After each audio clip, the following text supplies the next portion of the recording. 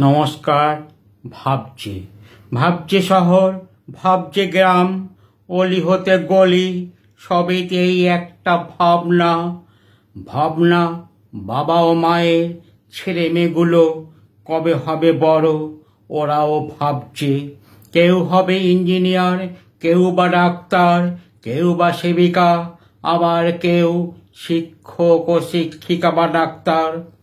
ভাবছে ওরা দেশটা আবার কবে জগৎ সভায় শ্রেষ্ঠ আসন লবে।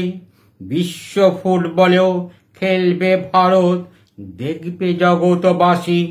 ভারত আবার জগৎ সভায় শ্রেষ্ঠ আসন লবে।